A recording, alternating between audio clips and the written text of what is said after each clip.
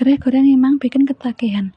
Hai, sore ini aku mau goreng gereh untuk lauk makan malam nanti. Ini sekitar pukul 3 ya, Besti. Lama banget aku nggak makan ikan asin. Padahal ikan asin itu kesukaan aku banget. Apalagi kalau ada sambalnya. Nah, sisa tampar bisa tak habisin sendiri. Ini ikan asinnya aku kasih tepung biar kalau digoreng nggak meledang atau nggak hancur. Baunya berasa nikmat banget. Udah dulu, dadah.